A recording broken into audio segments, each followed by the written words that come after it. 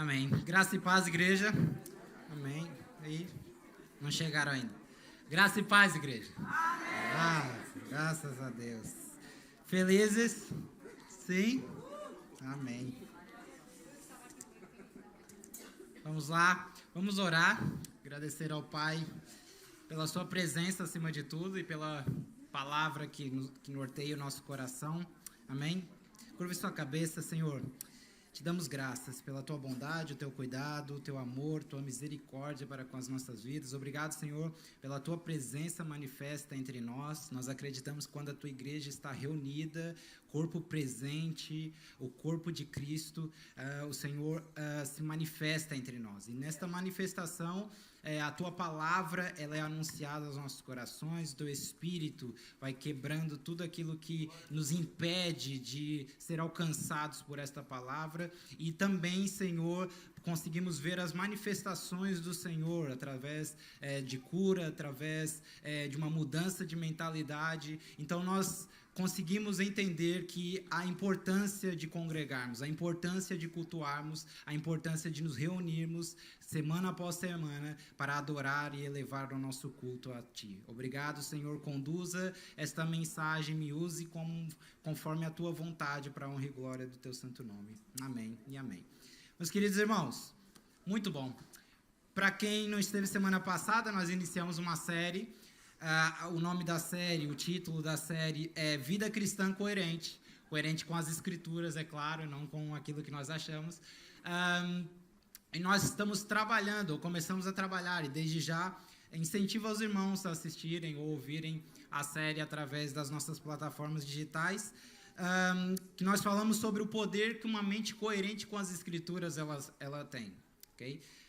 Então trabalhamos, ou enxergamos que ao longo de toda a história da humanidade, muitas coisas têm acontecido, principalmente no que toca o padrão de pensamento, que é a principal estratégia de Satanás para conduzir o rumo dos homens, das mulheres, de todas as pessoas, para aquilo que ele deseja fazer, ou para aquilo que ele deseja, ou para aquilo que é o propósito dele aqui na Terra. Nós falamos que não existe uma luta, uma guerra, né? Deus e Satanás, que seria muito injusto essa luta, e vimos que ele é uma criatura cumprindo com o seu propósito. E diante disso, nós vimos que existem mentiras que nós assumimos como verdade ao longo da nossa vida, que vão criando fortalezas na nossa mente, que nos bloqueiam de viver aquilo que o Senhor escreveu sobre nós. Então nós temos inúmeras mesmo, dificuldades, muitas vezes, de avançar em certas coisas da nossa vida. Temos medos, bloqueios, muitas coisas que acontecem e que nós não fazemos por conta dessas mentiras que se tornaram uma verdade e acabaram por se tornar uma fortaleza, porque foram muitas mentiras acumuladas. E nós vimos que essas mensagens, elas não vieram do nada, elas vieram de todo um contexto, desde lá do Éden, com a serpente seduzindo Adão e Eva a uma suposta mentira, né? Isso acarretou para toda a humanidade através do pecado, e hoje nós vemos braços dessa mentira, como eu falei também aos irmãos do gnosticismo, que veio muito forte, uma heresia levantada no primeiro século, onde os apóstolos combateram, que tentavam supostamente proteger a divindade de Jesus. E eu mostrei também que quando o Senhor cria todas as coisas, Ele cria de uma forma integral, céus e terras juntos, o homem como um ser pleno, completo, e a divisão, a fragmentação da nossa forma de enxergar veio por causa do pecado. Então hoje nós temos muita dificuldade de ver as coisas como uma coisa só, um meio integral, por causa dessa fragmentação. Então a nossa mente, ela até acabei por conduzir a uma ideia de que muitas vezes nós temos uma vida de cristão híbrida, né? Como os carros, um pouquinho do Evangelho, um pouquinho de Jesus, um pouquinho da nossa vida, um pouquinho de Jesus. Isso não é o Evangelho, irmãos. O Evangelho é a palavra de Deus, a vontade de Deus, e só ela é necessária para a nossa vida. Vimos também que nós estamos diante da era da informação, o que dificulta ainda mais o nosso trabalho nesse processo, porque a era da informação ela vem conduzida por uma mentalidade pós-moderna, onde os homens acreditam que já não há religião, tudo é fluido, tudo é relativo, cada um pensa o que quiser, cada um tem a sua verdade. Isso dificulta a nossa mentalidade, porque nós temos muito mais contexto lá fora do que propriamente na nossa relação mútua, relação de igreja, e às vezes até na nossa leitura bíblica, né? Na nossa relação e devocional com Deus. E por que dificulta? Porque aí fica meio desigual, né, irmãos? Nós recebemos muito mais informações lá fora do que propriamente da palavra de Deus. E quando essas informações chegam, nós não conseguimos fazer um filtro. O que é bom, o que é ruim. Isso vai... Não, ela vem, nós vamos engolindo. Até dei o exemplo das papinhas das crianças, né? Que só vão... são trituradas e isso causa muita dificuldade para nós. Porque acabamos por engolir coisas e o nosso modo de viver, de pensar, acaba sendo conduzido por aí. Eu falei sobre, não sei se os irmãos lembram, sobre o ciclo de acontecimentos. Okay? Um pensamento, ele vai gerar um sentimento ele gera uma ação, essa ação vai gerar um resultado. O resultado vai voltar a ser um pensamento. Então é um ciclo vicioso, muitas vezes, na nossa vida, que nós não conseguimos sair. E aí, ao longo de toda a nossa vida, isso geralmente começa na infância, juventude, adolescência. Nós vamos recebendo informações, traumas, a própria demanda da vida, as dificuldades, coisas que acontecem com os nossos pais, coisas que os nossos pais nos falam, abandono. E tudo isso vai formando um padrão de pensamento. E é um ciclo, dificilmente conseguimos sair. E aí nós vimos a solução. Segundo o que Paulo diz em 2 Coríntios, a solução ou melhor, as armas que quebram todos esses sofismas, essas mentiras que nós achamos ser verdade, é a palavra de Deus. Então, quanto mais fixos estamos na palavra de Deus, quanto mais ouvimos, quanto mais lemos, quanto mais alimentamos a nossa relação com Deus e uns com os outros, essas mentiras vão sendo quebradas e, de fato, conseguimos viver o nosso propósito. Amém? Esse foi um contexto muito rápido de 1h15 que eu estive na semana passada. Então, a graça, a base da nossa mensagem aqui é a graça de Deus, porque Paulo vai dizer para Tito que a graça nos educa a viver. Olha que interessante, você não precisa estar fazendo cursos com coachings ou qualquer outra coisa, porque a palavra tem tudo o que você precisa. Talvez, deixa eu reformular, você talvez possa sim para ajudar na sua profissão. Porém, o que te conduzirá à vida, ao caminho da vida, é a palavra de Deus. Então, ela tem tudo o que você precisa para viver aqui na Terra. Não segundo as tuas vontades, os teus propósitos, mas segundo aquilo que o Senhor determinou. Por isso, ele vai dizer que a graça, ela nos educa, a graça é pedagógica, ela nos ensina, ela tem algo a falar sobre todos os aspectos da nossa vida. A graça, ela não é abstrata. Ou seja, ela não é um ídolo. Às vezes as pessoas aí, agora entrou a moda da hipergraça, né, que relativa um pouco o pecado. Não é bem isso. E aí é uma lama, meu irmão, é cada uma. Mas pronto, a graça, ela não é abstrata, irmãos. Ela não é um ídolo, ela é tangível. Ela é o Filho de Deus que se revelou e se manifestou para toda a humanidade para salvá-la. A graça, ela é palpável. Ela toca a nossa vida real. A graça é o Filho dado e aplicado em nós de forma concreta. A graça, ela não é tardia. Não foi tipo assim, deu um problema aqui, agora eu vou ter que resolver essa asneira que o povo fez. Não, meus irmãos, a graça sempre existiu, porque faz parte do caráter dele. Se ele é eterno, logo a graça sempre esteve no ser dele.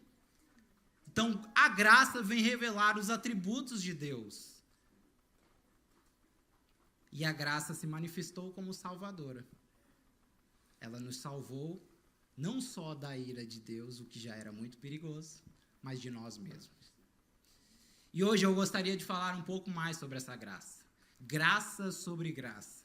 O Senhor manifestando a graça de forma plena, tanto no nosso dia, o dia comum, o que a teologia chama de graça comum e graça salvífica. Sabe aquelas vezes que tu fala, por que o ímpio prospera e eu não? Graça comum se chama isso, porque ele estendeu a sua bondade para toda a humanidade. Então o sol é para justos e injustos.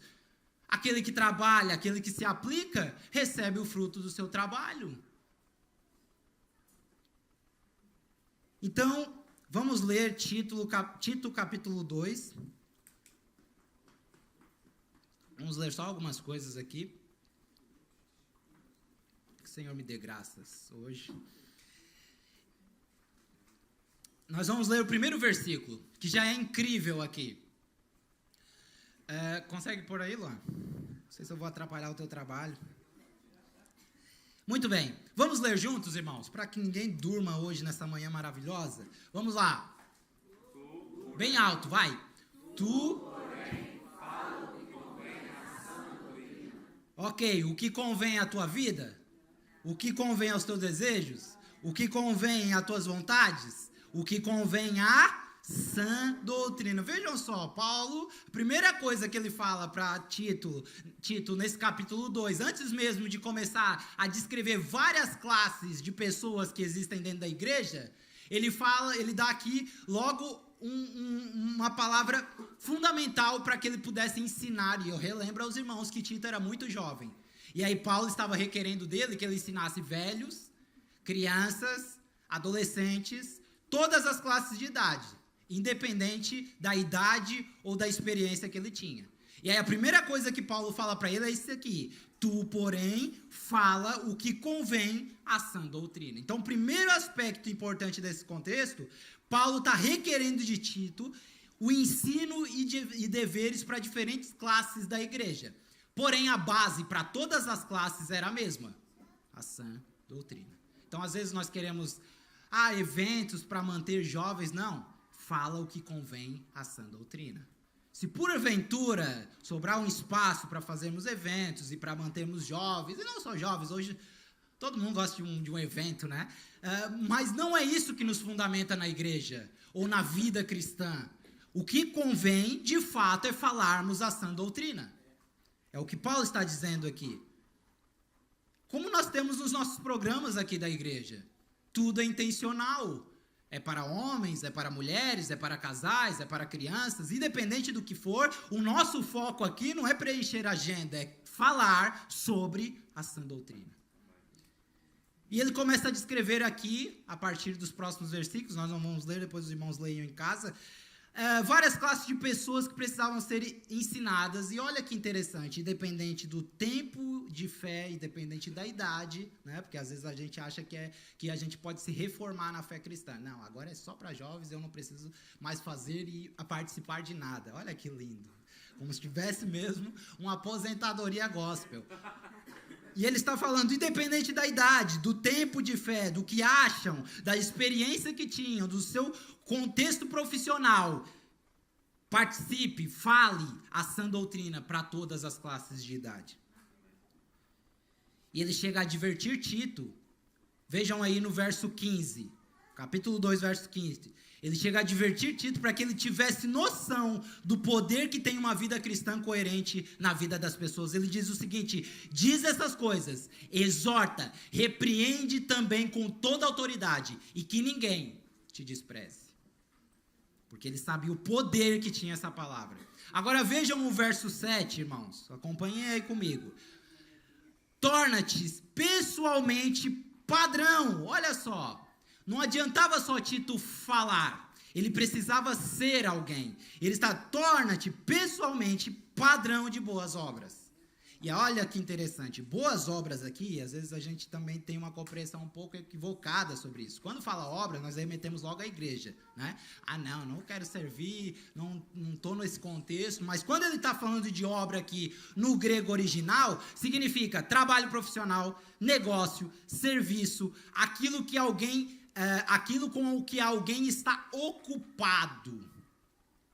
Então ele está falando, torna-te padrão em todos os aspectos da sua vida, seja no seu trabalho, seja faculdade, escola, onde você estiver, torna-te padrão de boas obras. Aquilo que você fala, seja coerente com aquilo que você é.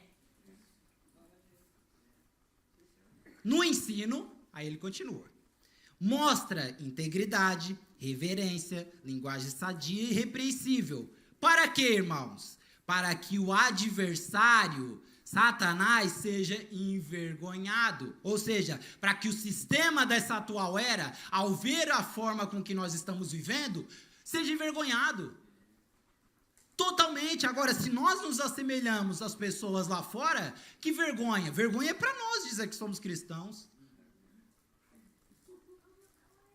Não tendo, olha só o que ele, não sou eu, nós estamos lendo o texto. Não tendo indignidade nenhuma que dizer a teu respeito. Olha que lindo, os nossos colegas dizendo que nós somos corruptos, os colegas de trabalho, mentirosos, caluniadores, falam mal de todos. Olha que lindo para nossa cara, como dizia minha mãe. Que lindo, irmãos. Nós como patrões fazendo com que os nossos funcionários roubem, mintam. Que padrão de boas obras é essa, coerente com as Escrituras?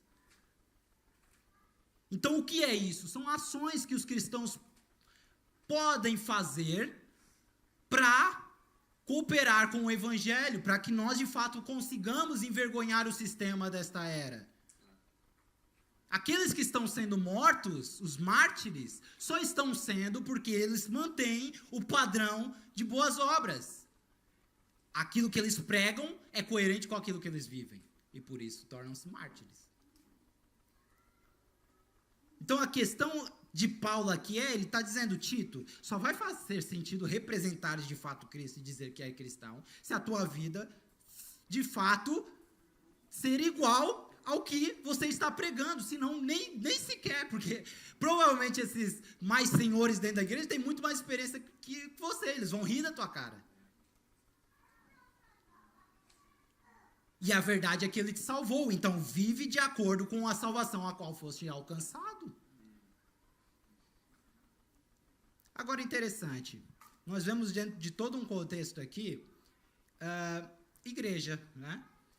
E a pergunta que nós refletimos é, qual é a vontade de Deus, irmãos? Né? Nós temos muito essa dúvida ao longo de toda a história da nossa vida, etc. Qual é a vontade de Deus? Por quê? Porque, na verdade, nós queremos saber a nossa vontade, não é a vontade de fato de Deus. Porque quando nós entendemos a vontade de Deus, nós não queremos bem se encaixar nela.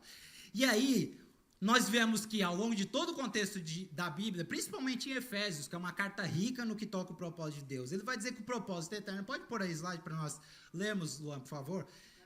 Já está? O propósito eterno de Deus, eterno, irmãos, isso significa que é eterno, né? É isso.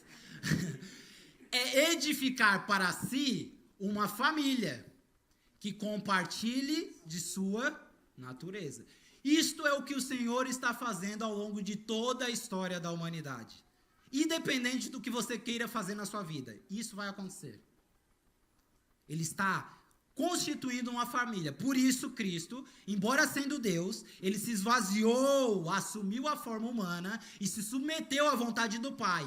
Adão falhou, Cristo veio, encarnou e deu início à construção dessa família. Provas, Francis, você que está sentado aqui. Essa é a prova. Toda a igreja ao longo de toda a história da humanidade. Essa é a prova. Então, o alvo do propósito de Deus é família. Logo, nosso alvo, irmãos, é nos tornarmos família. Porque por muito que na mente de Deus nós já o sejamos, é diferente ele pensar e nós pensarmos. E para nos tornarmos, precisamos viver família. Eu trouxe o exemplo semana passada, de que estive no Brasil e minha mãe logo chamou a atenção porque eu passei alguns dias sem lavar a louça. Como se, né, tivesse me dado um branco de repente, eu esqueci todo o meu contexto de família. Porque é suposto, quando eu chego na minha casa, eu ajudar. Faz sentido eu chegar em casa cansado de um dia de trabalho, né? Que geralmente é o que nós falamos. Não, eu trabalho muito, por isso eu não consigo ajudar muito ou servir. Então faz sentido, de fato, nós chegarmos na nossa casa e eu olhar para a Débora e ver ela quebrando o pau com as crianças para dar banho, etc. Casa desarrumada, etc. E eu sentar a minha bundinha no sofá e ver a minha TV bem sossegada. Faz sentido, irmãos? Por favor, isso é família. É eu ter a consciência que mesmo depois de um trabalho exaustivo, eu tenho que ajudar a minha esposa. A mesma coisa aqui. Se de fato somos família, mesmo que você tenha trabalhado 14 horas do seu dia durante toda a semana, a casa está bagunçada. Os filhos estão correndo por aí. A louça está na pia. Quem está entendendo? Eu acho que você está entendendo. Não quero manifestar. Ok, por isso que eu falei. Por isso que eu falei. É diferente o Senhor pensar Sobre família, e é diferente nós nos tornarmos família, porque enquanto isso, muitos de nós estamos, como eu falei, no concerto ali do Coliseu do Porto, vendo o espetáculo. Mas nós somos família, se de fato somos, vamos viver como família. Então, família é o que devemos desejar nos tornar. Se o desejo, ouçam isso, se o desejo do nosso propósito de vida for, ouçam isso, se o desejo do seu propósito de vida, aquilo que você está buscando na sua vida, for em detrimento do propósito de se tornar família, você está em pecado. Agora doeu, né? Vou repetir. Se o seu desejo da sua vida for em detrimento, ocupar, te privar de se tornar família com a sua igreja local, ou com a igreja como um todo, você está em pecado. Porque você está indo direto contra a essência do propósito de Deus. Não é porque eu estou dizendo, é porque a Bíblia aponta. Se o desejo de Deus é família, tudo que Ele está fazendo ao longo de toda a história é fazer com que nós nos tornemos família. Ele não tem outro pensamento, é esse. Porque é uma eternidade com essa família. Semelhante a quem? A Jesus. Por isso que ele está dizendo, sua natureza. Uma família semelhante a Jesus, que já não vive para si, porque é suposto, como eu falei semana passada, já não termos vida. Mas vivermos a vida de Jesus. E aí ele começa a ressignificar muitas coisas na nossa vida. O nosso trabalho, as nossas finanças, os nossos lazeres, os nossos desejos. Mas é ele que está ressignificando, não somos nós. Então o que Deus deseja comunicar para os homens é isso, que ele deseja uma família. Então, de certa forma, uma das maneiras mais eficazes de nós comunicarmos a revelação de Deus para as pessoas, a saber, o Cristo e a vontade de Deus, é o que, irmãos? Nos tornarmos família. Porque em Atos capítulo 2, vai dizer, eu vou ler que é mais fácil. Capítulo 2, verso 42 ao 47, não precisa pôr lá. Vai dizer assim, ouçam com atenção. E perseveravam na doutrina dos apóstolos e na comunhão. Família. E no partir do pão e nas orações. Esse aqui é o protótipo ideal de igreja, tá? É a primeira igreja constituída. Em cada alma havia temor. Muitos prodígios sinais eram feitos por intermédio dos apóstolos. Todos os que creram estavam juntos e tinham tudo em comum. Eles vendiam as suas propriedades e bens e distribuíam o produto entre todos, à medida que alguém tinha necessidade. Diariamente, eles perseveravam unânimes no templo. Partiam o pão de casa em casa, pequenos grupos, e tomavam as suas refeições com alegria e singeleza de coração, louvando a Deus e contando com a simpatia de todo o povo. Ouçam isso, enquanto eles estavam se tornando família, não estavam indo fazer programas evangelísticos, eles estavam se tornando família, acrescentava-lhes o Senhor, dia a dia, os que iam sendo... Olha que lindo. Ou seja, o nosso alvo é, quanto mais nos tornarmos família, mais o Senhor traz pessoas. Porque aí a família está pronta para receber. Imagina você convidar alguém, a sua casa está uma bagunça, irmão. Louça na pia, a mesa toda desorganizada, criança correndo, saltando o candeeiro, e a visita chegando. Não tem como. A casa organizada, você está pronto para receber alguém. Por isso que ele falou lá no capítulo 1, conforme nós lemos semana passada, que a primeira instrução de Paulo para Tito foi: organiza a igreja local. Uma igreja organizada, saudável, robusta em sua teologia, para combater os falsos mestres. Para que as pessoas saibam viver uma vida cristã coerente. E a partir daí, eu envio pessoas, não se preocupem. Para que ao serem salvas, vocês consigam recebê-las, acolhê-las e cuidar delas. Nós estamos aqui numa integração em processo de membresia na igreja. E o que eu mais tenho ouvido, isso me choca, porque algumas pessoas que nós fizemos até são bem tímidas, mas o que mais ouço é o acolhimento da igreja. É o cuidado que a igreja tem. E às vezes nem é a própria pessoa receber esse acolhimento pela sua timidez, mas ela ver a vida da igreja. ela ver esse acolhimento, esse sentido de família. Então, se há um alvo para nós, irmãos, é nos tornarmos família. Todos nós. Então, sabe qual é a melhor coisa, irmãos, que nós podemos fazer em prol do mundo hoje, em prol da sociedade?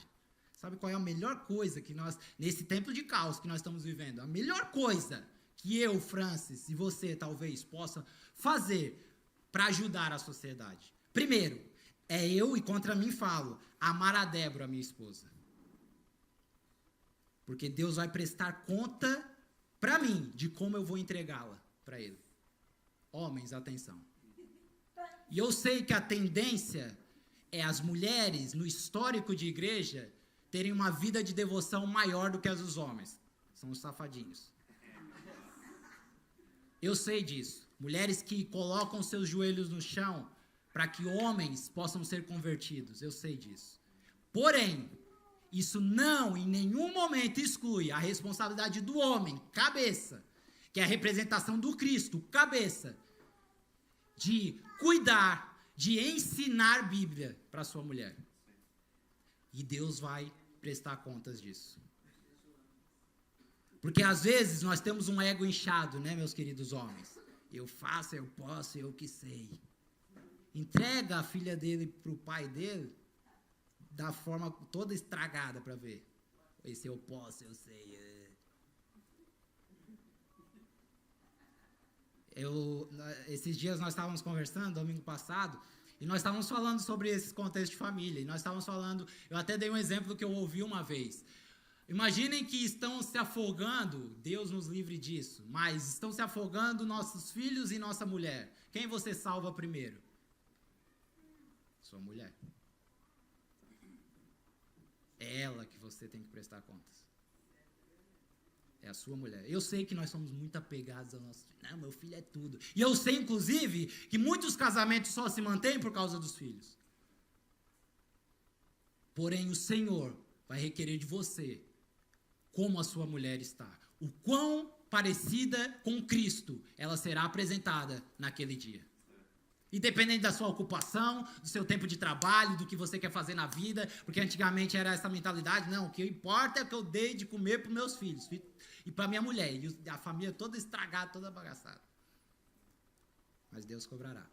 Então essa é a melhor coisa que eu, Francis, posso fazer para a sociedade. Porque se eles verem um padrão bíblico de casamento, meus irmãos, é uma resposta contra o padrão da sociedade. O que nós estamos cultivando no nosso casamento? Sujeira para baixo do tapete? Ah, não, hoje está tudo bem, estamos felizes aqui, mas ontem quebraram o pau. Há um mês estão quase se divorciando. Aí foram, de repente, comer uma jantinha e já está tudo bem. O problema está lá, meu irmão. E mulher tem um poder incrível, você sabe, né, homem? É que ela não junta um problema só. Ela vai lá no Éden, busca todo o histórico e joga para a mesa. Então, muitas vezes, nós temos o medo de expor as nossas vulnerabilidades para a igreja, para os irmãos. Só mostra o quanto a nossa aliança ainda é fraca. Porque se é suposto sermos família, é para que um ajude o outro. Então, você, marido, é responsável por pastorear a sua esposa. Não joga essa responsa sobre os pastores, não. Deus, já tenho lá em casa e é suadeira.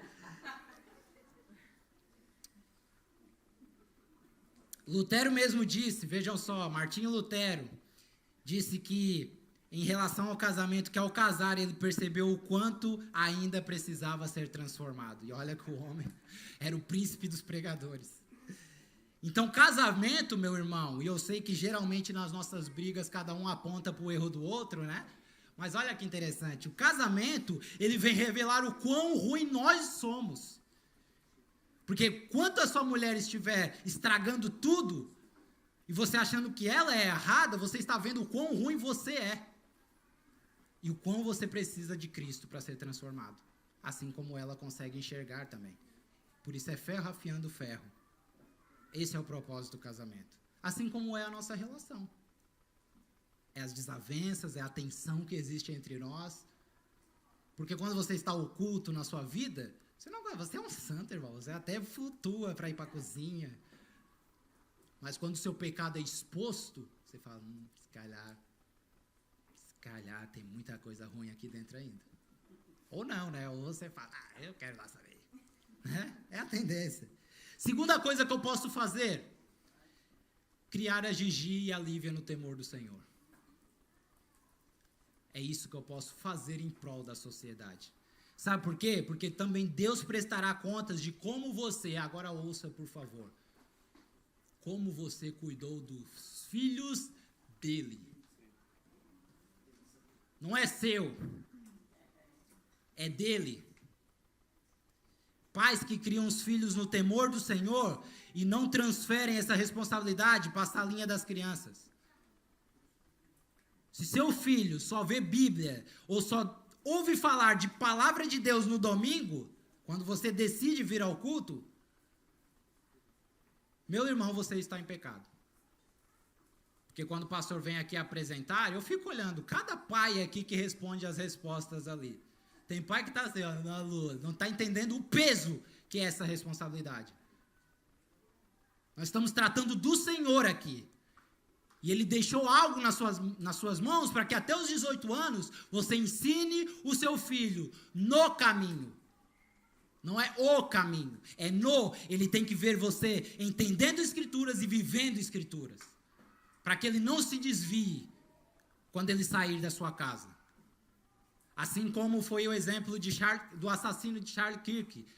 Que os pais desse assassino, o pai era um reformado da polícia, a mãe... Eles tinham um padrão de vida exemplar, irmãos. Nunca fizeram nada contra a sociedade. Inclusive, o testemunho deles, nós ensinamos tudo o que sabíamos para o nosso filho. Não eram cristãos, mas ensinamos tudo. E a partir do momento em que ele pisa num sistema ideológico fragmentado e a mentalidade dele é mudada, ele faz o que faz. Então, se o nosso esforço for primeiro com a nossa esposa, depois com os nossos filhos, de mantê-los no caminho da palavra do Senhor, eles vendo a sua vida sendo coerente com as Sagradas Escrituras, não quer dizer que eles não possam o fazer no futuro. Meus irmãos, mas você vai ter feito tudo o que era possível diante das Escrituras. E Deus provavelmente vai honrar a sua fé. Então nós acreditamos muitas vezes que os filhos ainda são nossos, irmãos. Se fossem nossos, coitados dos nossos filhos. Pai eterno. Deus envia uma criança para o mundo, assim como Ele nos envia para uma missão. Toda criança enviada, se ele tiver um propósito e ela for alcançada pela salvação, ela tem uma missão, independente da criança. Assim como nós, irmãos. A mesma coisa, porque o foco da mente de Deus é missão, missão, missão, missão, missão, família, família, família, família, família, missão, missão, missão, missão, missão. Esse é o foco.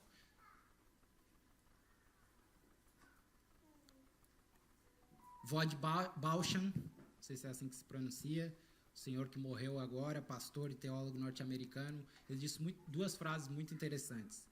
Não podemos continuar enviando os nossos filhos a César, sistema dessa atual era, e ficarmos surpresos quando eles voltam para casa como romanos. Se os pais têm criado seus filhos para serem médicos, advogados, esportistas, músicos, mas não criam para honrar e obedecer a Deus, fracassaram. Né? Ai, meu filho vai ser médico.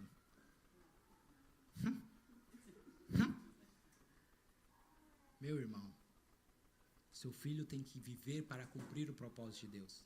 E para isso ele precisa conhecer, através da sua vida. Depois, o que ele será, é outra história.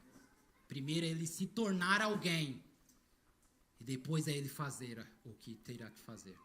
Seja ele médico ou seja empregado de mesa. Desde que ele cumpra o propósito de tornar pessoas anunciando a mensagem, família de Deus. Então, e como terceiro ponto, o que nós podemos fazer para a sociedade Vocês acharam que eu ia falar? Amar e cuidar do seu irmão que está aí do seu lado. Olha que lindo.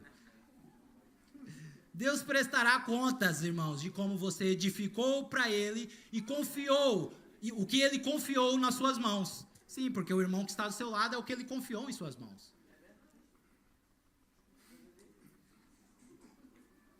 O seu irmão, vida se aproximando de você na relação. Ele confiou a você. Olha que lindo. Homens, de fato a nossa família é o nosso primeiro ministério. Ouçam, eu sei que há muito bloqueio nisso e que Deus nos ajude pelo Espírito dele a quebrar essas fortalezas. De fato a nossa família é o primeiro ministério, mas a família só existe por um motivo. Não é para que você a idolatre. Ela só tem um propósito aqui na terra, porque no céu ninguém se casa e ninguém se dá em casamento. Então se existe família na forma de constituição civil, é por um propósito. É para que nós, através de uma família cristã coerente, consigamos mostrar para o mundo o padrão de família que está descendo do céu. É para isso. Por isso é o nosso primeiro ministério. Porque como cabeça, nós temos esse papel. Não é para que você vive com uma bitolada, minha família. Exclua tudo da sua vida. A Bíblia sempre vai falar sobre sobriedade, equilíbrio. Todas as coisas, você faz todas as coisas para Deus de forma equilibrada. Portanto, essas coisas são as coisas mais incríveis que nós podemos fazer pela sociedade hoje. Porque é uma resposta direta contra o padrão. Não é, irmãos? Qual é o espírito do anticristo? Aborto, antifamília, pessoas que não procriam mais, não fazem filhos, porque eu relembro que o anticristo é pai de órfãos, eu relembro que ele é contra a paternidade, por isso ele odeia o Cristo, por isso que a palavra é anticristo. E o nosso propósito é ser família, é mostrar como resposta para a sociedade o que é a nossa família. Não só de sangue, mas a nossa igreja. É quando nós saímos lá fora, a igreja nos legitimar como cristãos. Ah, você é a pessoa lá da Chama Viva, já ouvi falar. Uau, aquela igreja dizem que é power. Nós temos um testemunho a zelar. E não é pelo espaço, por favor entendam isso. Não estou idolatrando o espaço. Estou falando que nós estamos nos tornando como família. Quantas igrejas estão escandalizando o nome do Cristo hoje? Porque em algum momento perderam a essência de se tornar família. Então nosso desafio é esse, irmãos. A começar pelas nossas responsabilidades dentro da nossa casa. Enxergando Deus como Pai. É que às vezes a gente tem a compreensão que Deus, eu já falei sobre isso. Eu ouvi uma vez, nós temos a compreensão que Deus usou o seu poder de Deus na eternidade para se apresentar como o Deus soberano, né? O Deus absoluto. Mas Deus, ele usou o seu poder de Deus para se apresentar como um pai. Uau! Por isso é que ele vai dizer que Deus faz o solitário morar em família. Então, que hoje Deus possa quebrar todas as barreiras que existem na sua mente, independente do seu passado, porque aqui você está em família. E como eu falei na mensagem anterior, Tito, ele vem dizer então que a graça, ela nos educa para a vida. A graça, ela é pedagógica.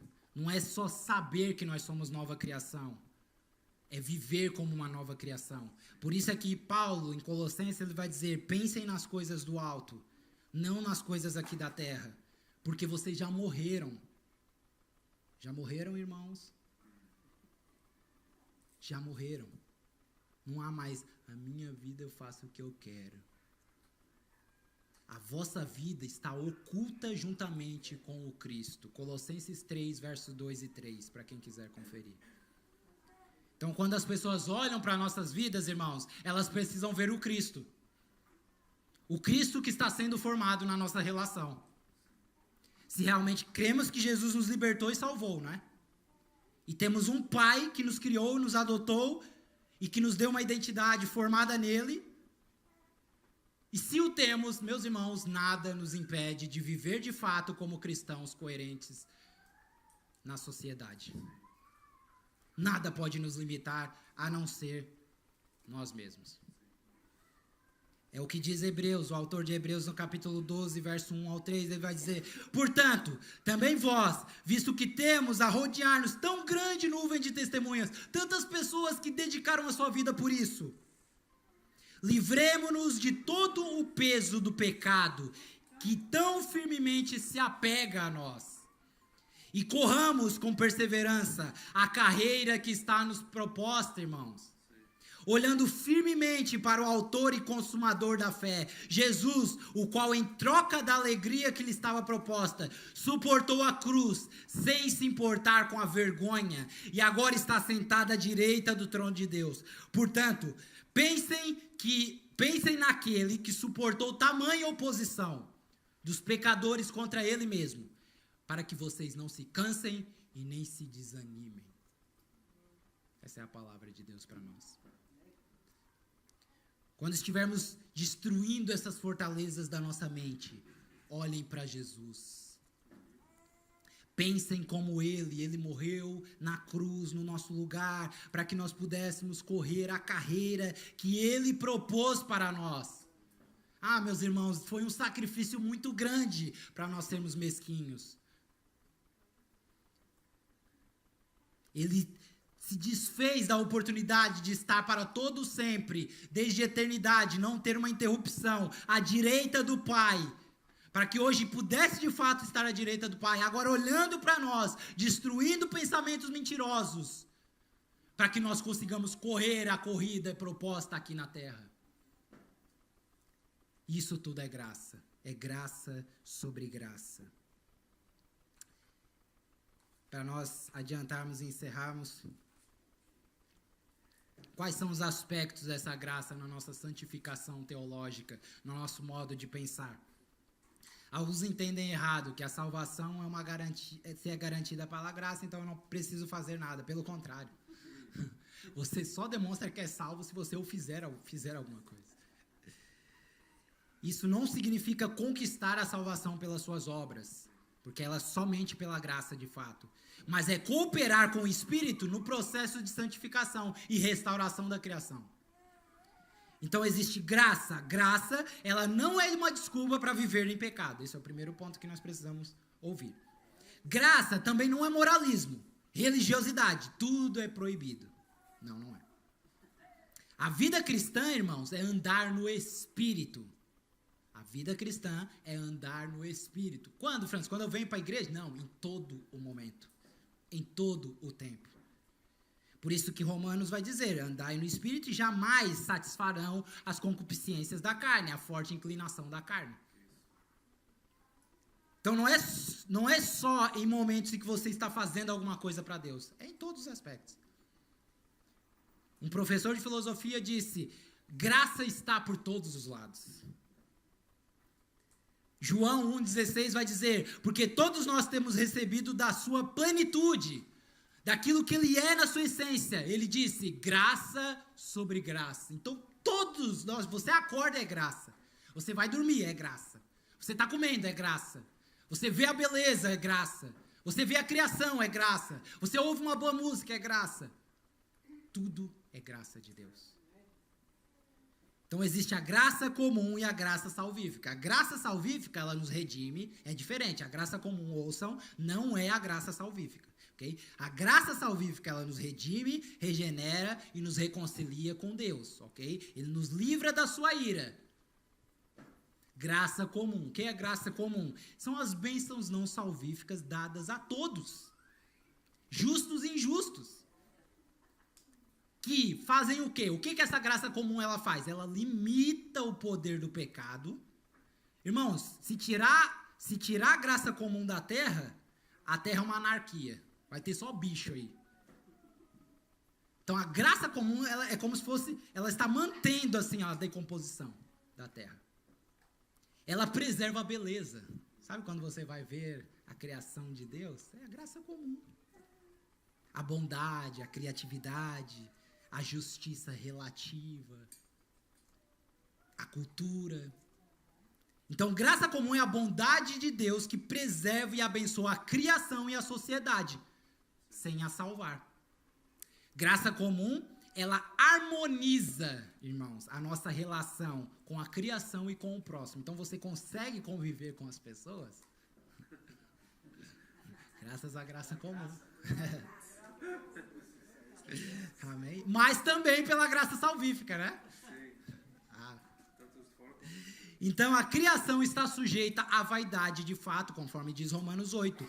Mas Deus derramou da sua graça comum. Então, nós vemos o quê? Nós conseguimos ir num teatro, nós conseguimos ir no Coliseu ver uma boa música, nós conseguimos ver grandes artistas criando quadros, nós conseguimos ver a ciência produzindo mais e mais, cada ano após ano. Nós conseguimos ver a graça comum em todos os aspectos. E olha que novidade. Não é pecado, irmãos. Uau! Até incrédulos recebem dons e podem conduzir coisas belas que glorificam a Deus. Mesmo que eles não o saibam. Mesmo que eles não sejam intencionais nisso. A graça comum ajuda a igreja a dialogar melhor com o mundo.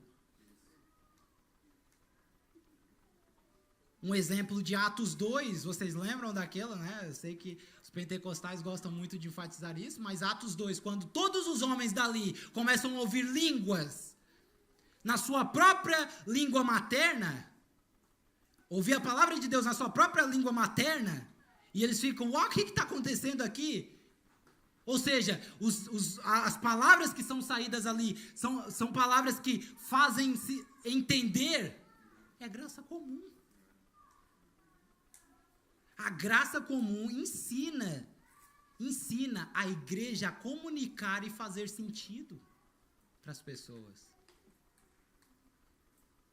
A graça comum ensina a reconhecer a bondade de Deus também nas pessoas e nas produções que elas estão fazendo não cristãs. Então, o verdadeiro cristão, iluminado pela palavra, não habitolado pela religião, mas iluminado pela palavra, ele sabe discernir quando agir em favor do mundo e quando agir contra o mundo. Porque ele não elimina a graça comum e a bondade de Deus sobre a criação. Então, existem dois extremos. Primeiro, fatalismo. Tudo é do diabo. Vamos fugir do mundo. Tudo é do diabo. Não, não é. Quem dera fosse tudo dele. E existe o triunfalismo. Tudo é de Deus. Vamos dominar as áreas da sociedade. Não, você não vai. Até que ele venha, não vai acontecer isso. Mas nós já podemos ir restaurando. Nós podemos já demonstrar o padrão da nossa vida e falar, olha, está vindo alguém. E esse alguém vai dominar. Olha para a minha vida, olha para os meus irmãos, olha para a minha igreja, olha para a minha família, olha como é a minha vida cristã coerente com o padrão que está descendo dos céus. Então a Bíblia ela não endossa nem fuga, nem utopia progressista. Ela chama a ser fiel, uma fidelidade encarnada, hoje, aqui. Portanto, irmãos, Tito vai dizer no capítulo 2 o seguinte: porque a graça de Deus se manifestou salvadora a todos os homens, educando-nos, que renegadas a impiedade e as paixões do mundo, vivamos hoje, no presente século, de forma sensata, de forma justa e de forma piedosa. 2:11 ao 14, tá bem? Aguardando a bendita esperança e a manifestação da glória do nosso Senhor e Salvador Jesus Cristo, a qual a si mesmo se deu por nós, a fim de redimir-nos de toda iniquidade e purificar para si. Então a graça de Deus está nos educando a viver de forma justa, de forma piedosa, de forma sensata. Até quando? Até que Ele venha. Então a igreja ela tem que ser um referencial de espiritualidade. Eu já expliquei semana passada. Ser espiritual não é levitar. Ser espiritual é você ser humano nos moldes divinos. É você ter uma mentalidade aqui, pé no chão, na terra, com uma mentalidade do céu. Isso é ser espiritual. Então a igreja é ser um referencial de espiritualidade e não de religiosidade. A plenitude do Espírito na nossa vida é se tornar humano. Por isso é que Paulo vai dizer em Gálatas, não devemos abrir mão da liberdade do evangelho, mas não abuse da liberdade do evangelho. A vida cristã é andar no espírito, não é um joguinho de pode, não pode, pode, não pode, pode, não pode. Jardim de infância é isso. As meninas aprendem isso lá na escolinha. Houve um pastor, eu quero dar esse exemplo e caminho mesmo para o fim. Houve um pastor teólogo, cara PhD em Bíblia, muito sábio, etc. Ele contou para um outro pastor que ele fez uma tatuagem. Sem a consciência madura. Ouçam isso, por favor. Para ele, aquilo foi pecado. O pastor que recebeu a informação não ficou meio sem entender, mas ok, e o que tem? Para ele foi pecado. Não pela tinta, mas porque o Espírito o confrontou. E isso é de alguém que está vivendo no Espírito. Ou seja, o problema não era a tatuagem em si, mas a motivação e a consciência dele fazer no ato. Assim é a liberdade cristã. Ouçam isso. Eu sei que isso é muito sensível na história da igreja, mas nós vamos olhar aqui Bíblia, tá bem? A liberdade cristã não deve ser regra geral. Não é um jogo de pode ou não pode. Isso é carnal. Não é Bíblia, é carnal.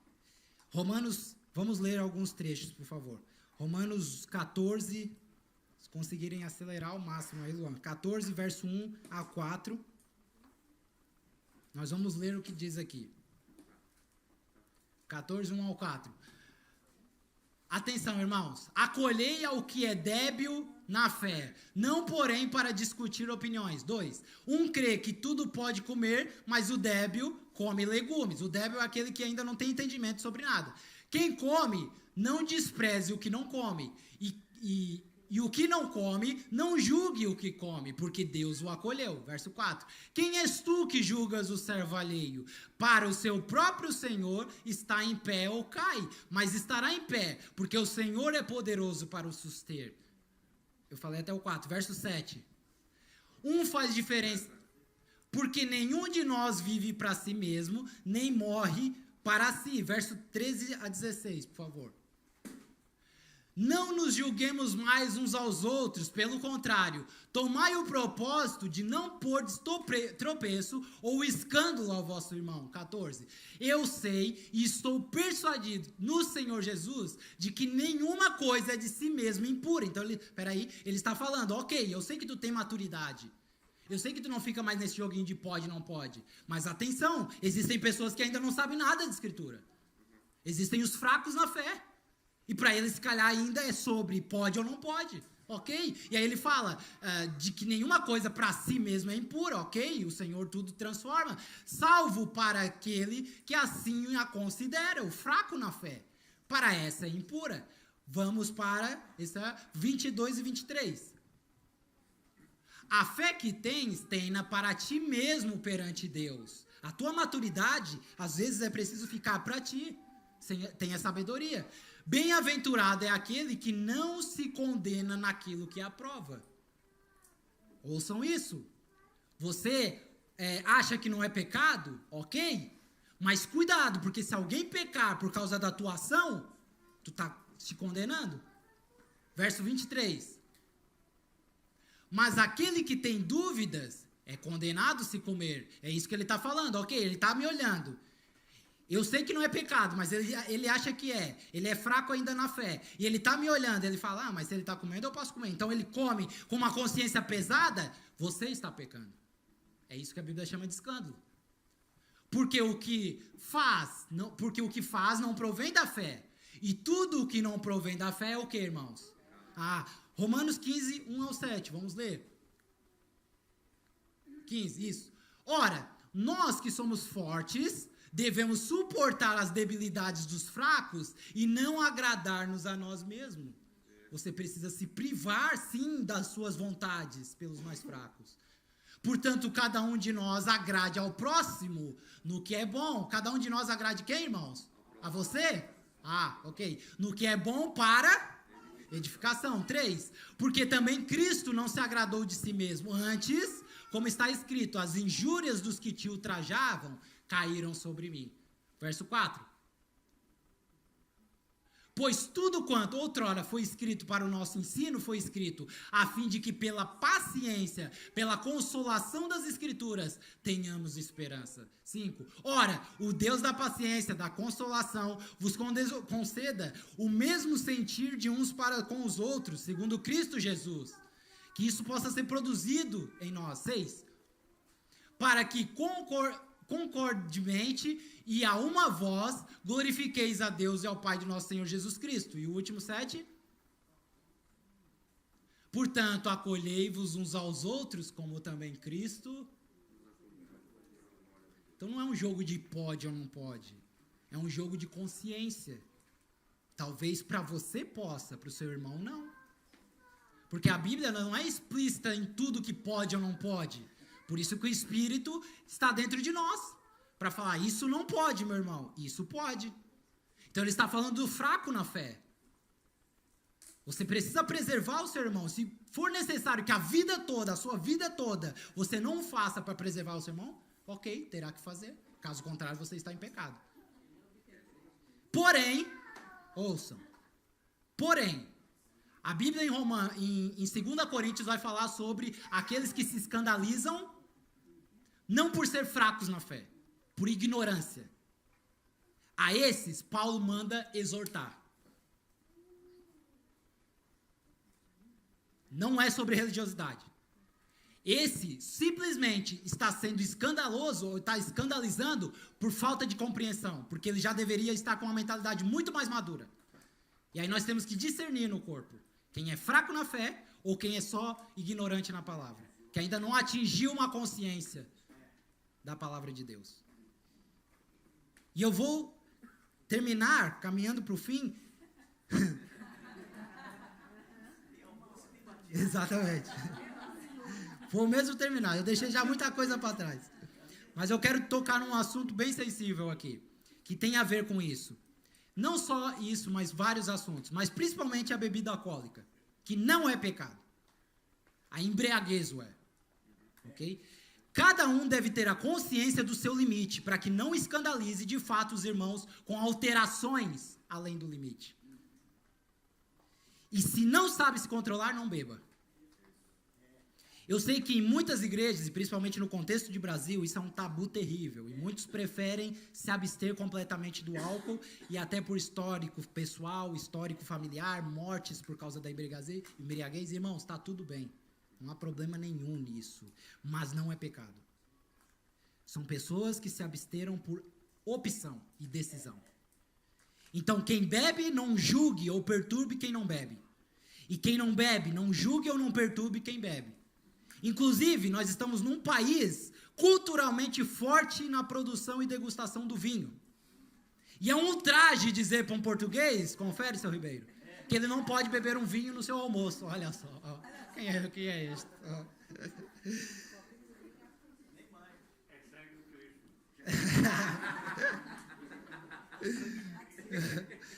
Portanto, meus irmãos, não sejam religiosos. O que entra em vigor aqui é a sobriedade e o equilíbrio.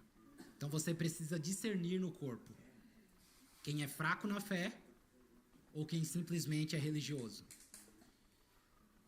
Agora, uma grande aspas aqui, que Paulo nos diz: se você tiver uma consciência madura e fizer de fato o seu irmão de consciência fraca pecar, você está em pecado.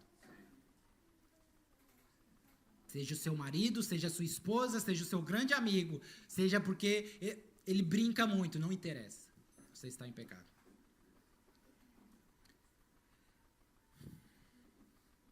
Ficou tanta coisa para trás.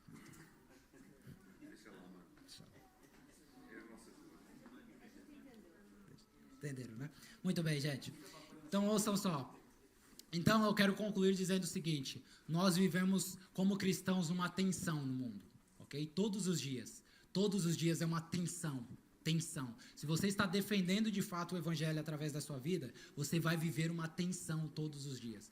Os cristãos, eles vivem nessa tensão permanente, em prol do mundo, contra o mundo. Em prol do mundo quando? Quando nós precisamos glorificar, precisamos contemplar a ordem criada, as coisas boas que Deus fez. Contra o mundo, quando nós temos que combater a era presente, o sistema dessa era, o mundo caído. Então o cristão, ele vive nessa tensão permanente. Isso significa o quê? Que nós estamos numa relação com os próximos, com as pessoas, e próximo aqui não é cristão, tá, irmão? O próximo que a Bíblia fala é a pessoa que não conhece Cristo ainda. Então nós estamos em prol do mundo no sentido de ganhá-los, de fazer com que eles nos ouçam, de contemplar a criação e as coisas que eles vão criando, porque isso é bom. Contra o mundo, nós estamos contra o sistema presente, e nós nos posicionamos de fato, sem flertar com o evangelho. Em nenhum momento nós negociamos o evangelho. Seja por perder amigos, seja por perder até familiares. O evangelho está acima de tudo. Cada situação exige discernimento. Às vezes vamos ter que afirmar a cultura, ou algo da cultura. E às vezes nós vamos ter que confrontá-la. E como que nós conseguimos adquirir esse discernimento? Primeiramente, palavra de Deus. Você precisa ler a Bíblia. Senão você vai ser mais em prol do mundo do que contra o mundo. Você precisa viver igreja. Porque a igreja vai alinhar as tuas loucuras, como eu já falei semana passada. E você precisa ser guiado, andar no Espírito. A vida cristã é uma tensão. Na prática, e eu gostaria de orar com os irmãos, nós temos que conseguir enxergar 3 coisas. Primeiro, propósito criacional. Qual é a finalidade das coisas que nós estamos enxergando? Igual eu falei para os irmãos, qual é a finalidade da família, irmãos? Qual é a finalidade das obras dos artistas, da música? Há tanta música boa que não é cristã. Qual é a finalidade disso? Essa é a primeira pergunta que nós temos que nos fazer. Qual o propósito criacional para isso? Por que Deus constituiu família na sociedade? Por que Ele implementou a política? Sim, foi Deus que o fez. Por que Ele nos deu um trabalho? Por que Ele compõe músicas? Dá sabedoria para compor músicas? Por quê? Essa é a pergunta. Qual a finalidade? Uma vez definido isso, aí você vai entrar no segundo ponto, idolatria cultural. Que é, quais os ídolos estão no trono disso aqui? Que ídolo está no trono dessa família? Que ídolo está no trono desse trabalho? Dessa cultura, dessa música? Aí você identifica e confronta. E o terceiro, o potencial curativo. Após identificar qual é a finalidade, após ver que o pecado está ali, você restaura, irmãos. Você mostra qual é a finalidade de fato daquilo. Qual é a finalidade da família? Olhem para a minha família. Qual é a finalidade de uma boa música? Qual é a finalidade das artes? Isso é graça comum. Isso é graça salvífica.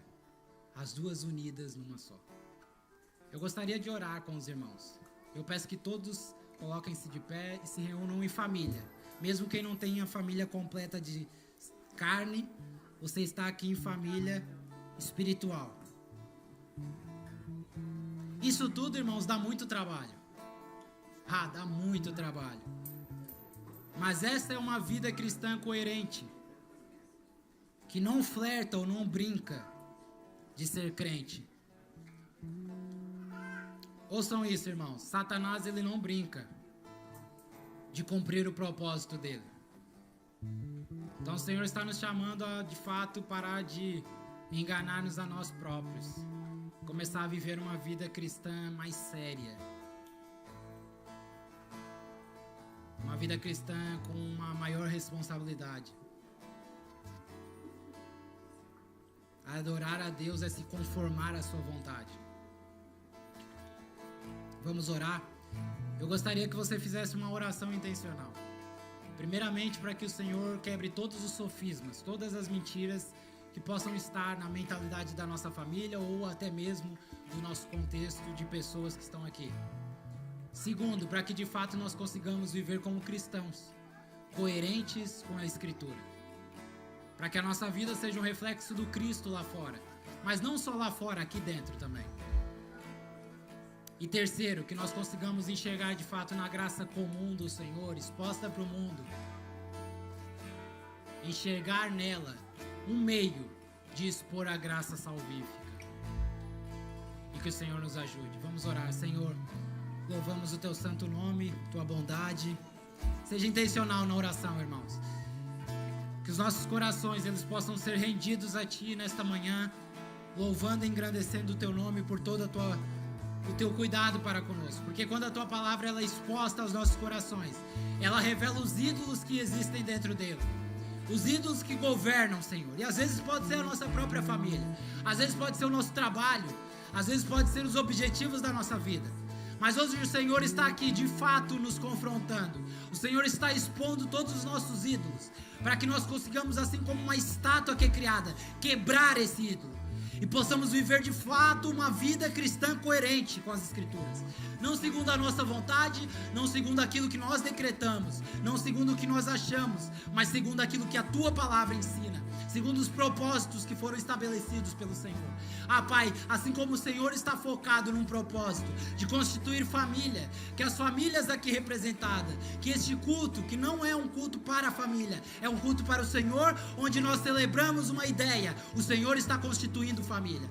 E nós estamos comunicando isto, Pai, que neste ambiente, que nesta mentalidade, nós possamos ser fiéis a Ti, que nós possamos cooperar com a Tua missão, que nós possamos ter o mesmo foco com o Senhor, de não mais só saber que somos nova criação, mas, Senhor, nos tornarmos de fato nova criação.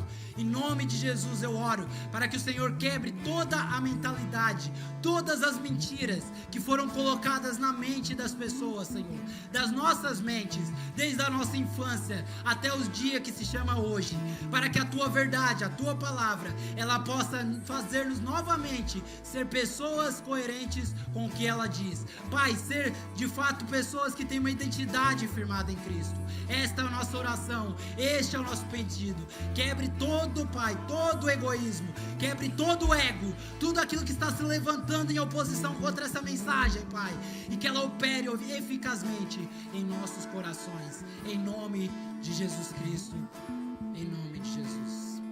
Amém e amém, irmãos. Glória a Deus. Deus abençoe.